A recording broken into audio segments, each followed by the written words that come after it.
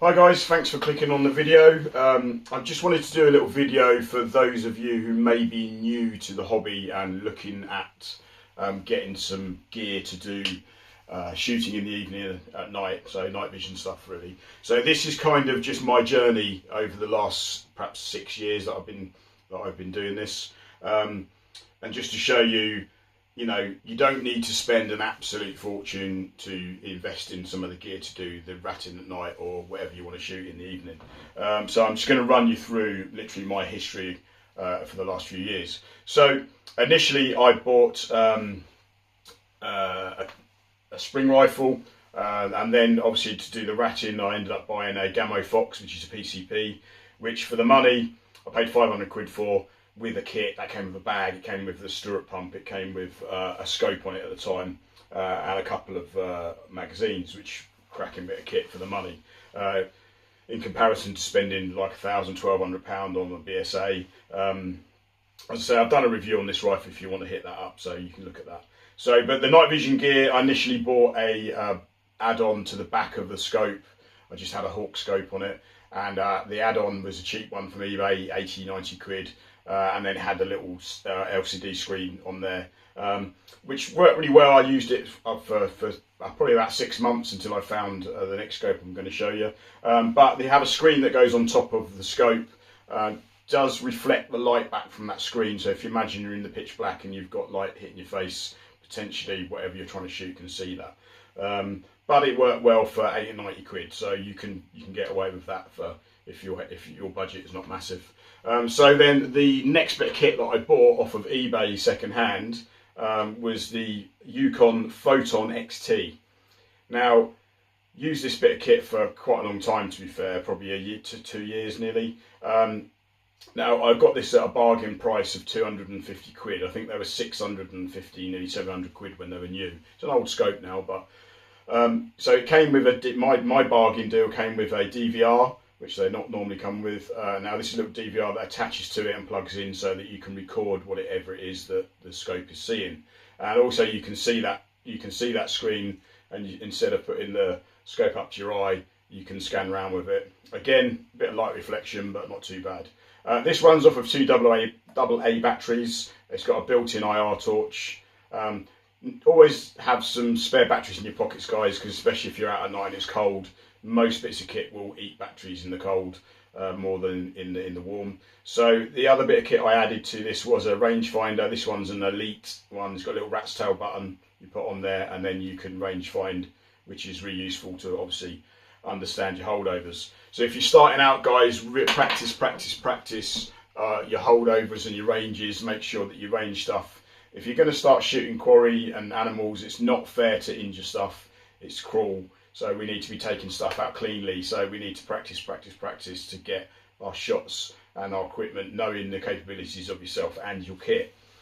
So something else I bought at a similar time to that, within 6 months of starting, was a rangefinder. As I was just saying, you need to know your ranges and your holdovers. So this bit of kit they don't make anymore, but it's a Boblov LRN V009. So if you can pick one of these up second hand now, they are such a good bit of kit. Obviously there's stuff has moved on and there is better kit now. It's going to cost you a lot of money. So this was about 100 quid when I bought it brand new. If you can pick these up second hand now, if you can find one, then definitely worth a go, because it does range finding and it's got an IR built into it, so you can see at night, use it as a spotting scope. Definitely worth if you can pick something up like that or the same. So moving on quickly, I went to the PARD 007. I don't think you can go wrong with a PARD 007.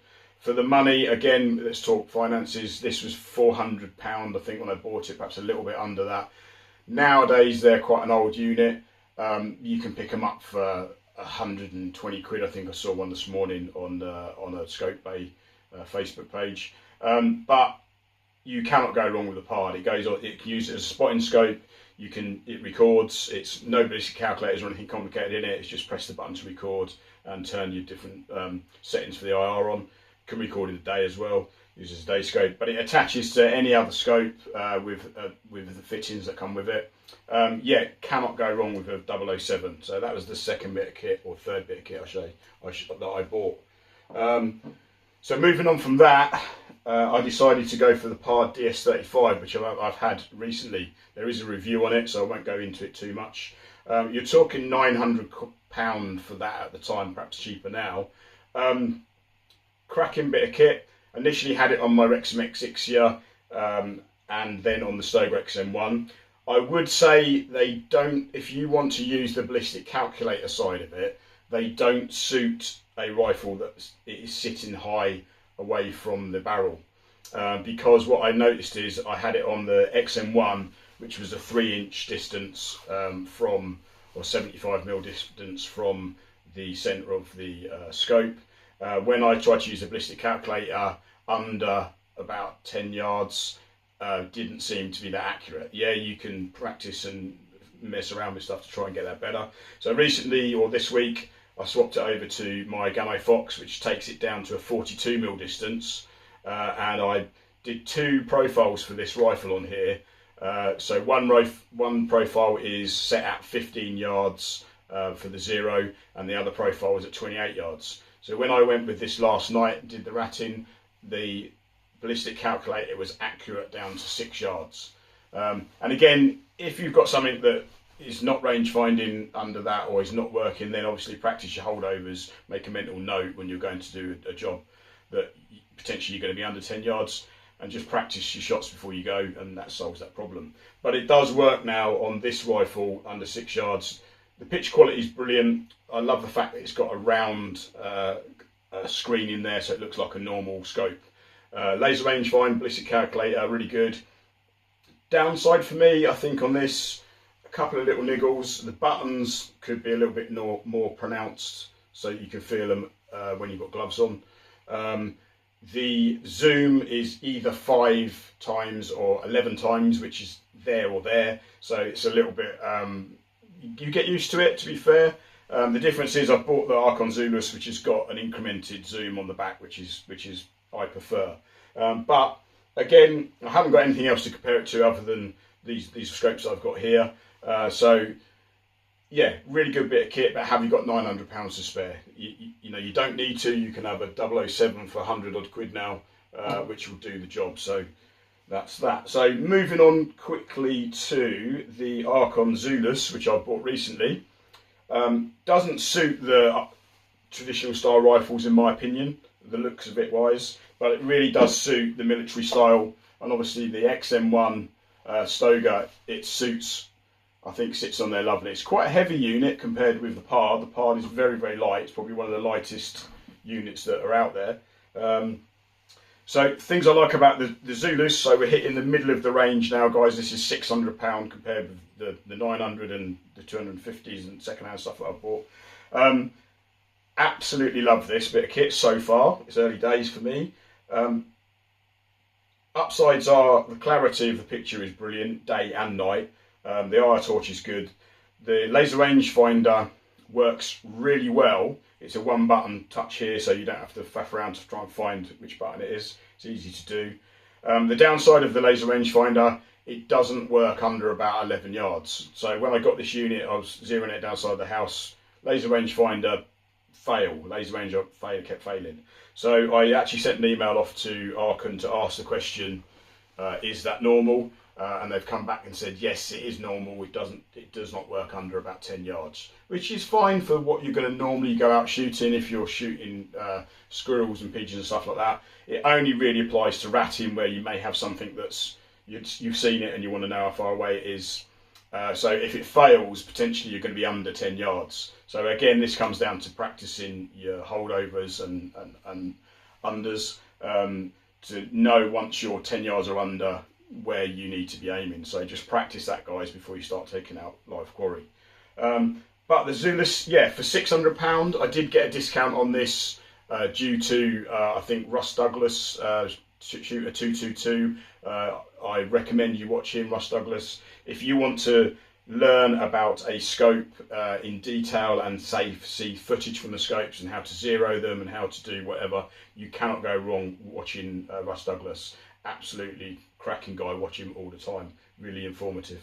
So that's just a quick overview of scopes that I've bought. Again, it gets addictive if you want to get the next one and get the better bit of kit, etc. Other bits of kit I would recommend, or that I bought early days, is, so when you start filming or you need a spotter, I bought this off of eBay, which is basically an IR capable or a night vision capable camcorder. There's about 110 quid I paid for this. If you can pick something up reasonably cheap, second hand, then I would say do it. I mean, it's good to use for shooting, it's good to use just if you want to go out at night and see what's about, to be fair. Good bit of kit, just records onto an SD card. So yeah, there's no name on that, there's no type make, it's just something I bought. Again, it came with batteries, one battery, so I end up buying more batteries because I'm paranoid about running out of batteries when I'm out. The next good bit of kit I'd recommend once you're practicing and you're doing more is a thermal spotter. Now, I upgraded to a thermal spotter.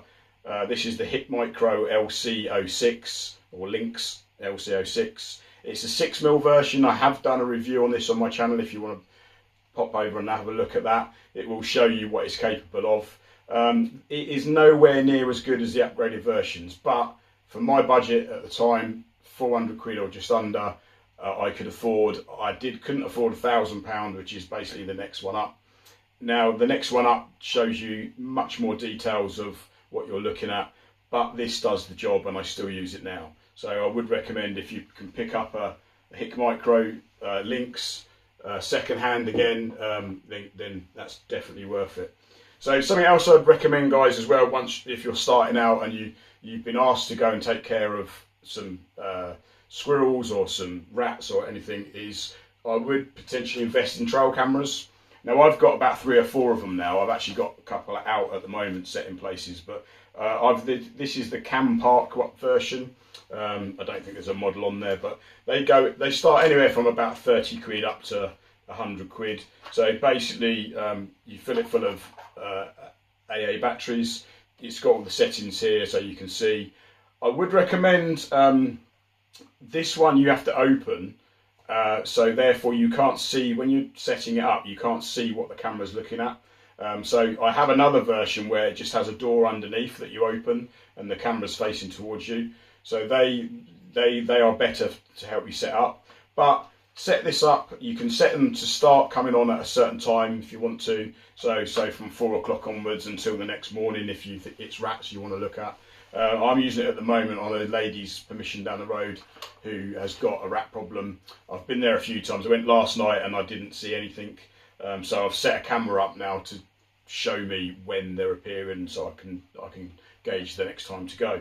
But yeah, the trail cameras are definitely worth it if you're doing a pest control job for somebody and you want to see where they are and what time they're coming. But yeah, I recommend the trail cameras definitely. But I hope that's been informative for you guys. I'm not particularly technical too much. It's just an opinion from me of what I've got.